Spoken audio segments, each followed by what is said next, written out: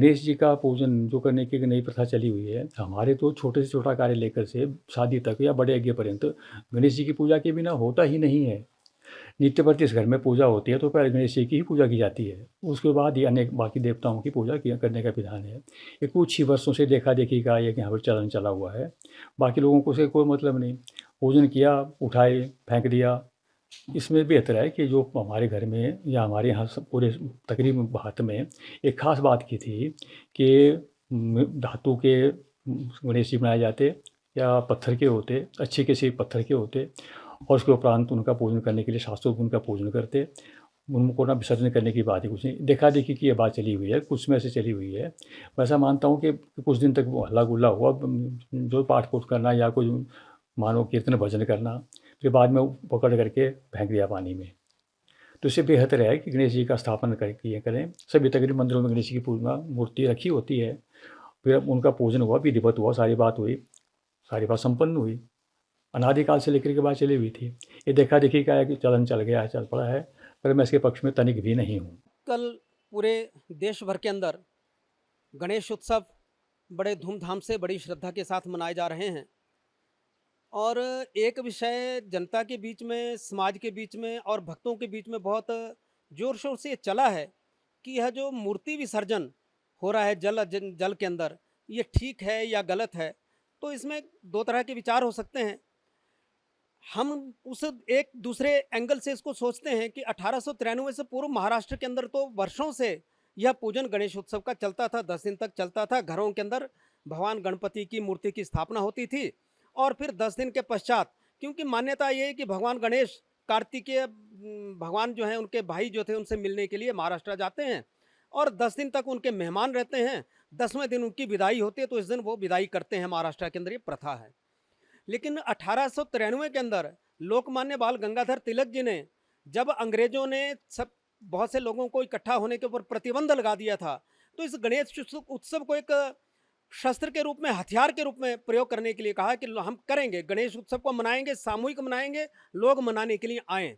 तो उस श्रद्धा के कारण लोग मनाने के लिए आते थे। गणेश उत्सव का प्रारंभ हुआ, लोग सार्वजनिक रूप से भी इस गणेश उत्सव को मनाना लोगों ने प्रारंभ किया। लेकिन बात वही वही रही वहाँ पर महाराष्ट्र के अंदर कि 10वें दिन गणपति विसर्जन के लिए उस मूर्ति को जल के अंदर उसको समर्पित कर देते थे। देखा-देखी के अंदर पूरे देश भर के अंदर यह गणेश उत्सव आज मनाए जाते हैं और बहुत अच्छी बात है। इसमें लोगों का, भक्तों की श्रद्धा जो है वो उसमें निकली है। लेकिन जहाँ तक मूर्ति के इस विसर्जन की बात है, तो देखने में आया है कि बहुत सारे स्थानों पर 10 दिन के बाद जहाँ पर जल नहीं है, पर्याप्त पानी नहीं है, पानी बह नहीं रहा है, फिर भी मूर्तियों को फेंक दिया जाता है। पुल के ऊपर से, जबलपुर में जब मैं गया, जब मैंने पुल से देखा तो सैकड़ों, हज़ारों की संख्या के अंदर गणपति भगवान की मूर्तियाँ जो फेंकी गई हैं। किसी की टाँग टूटी है, किसी की बाजू टूटी है, किसी की सूंड टूट गई है, कहीं गर्दन टूट करके पड़ा हुआ है और वही गणपति भगवान जिसको हमने 10 दिन तक पूजा, उसके बाद वो दुर्दशा देख करके मन को बड़ी पीड़ा होती है।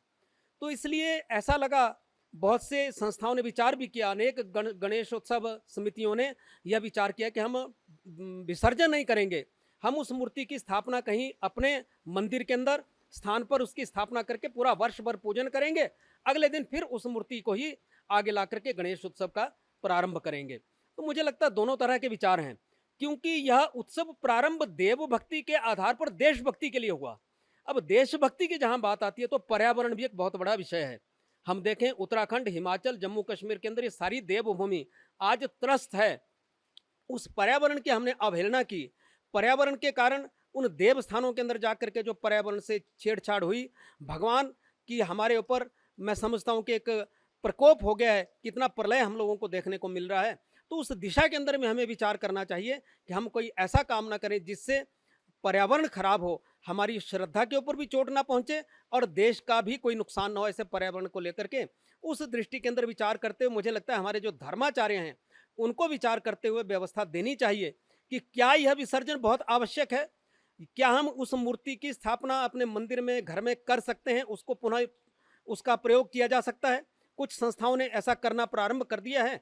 फिर भी मेरा सभी धर्माचार्यों से निवेदन है कि इस बारे में कुछ व्यवस्था दें और देश और देव दोनों संस्कृति, देश का भी हमारा पर्यावरण बचे और देव संस्कृति का भी सम्मान होता रहे। इस दृष्टि में विश्व हिंदू परिषद का यह मानना है कि हमारे धर्माचार्य हमें बताएं। विश्व हिंदू परिषद तो अपने धर्माचार्यों के बताए हुए मार्ग पर चलने वाली है।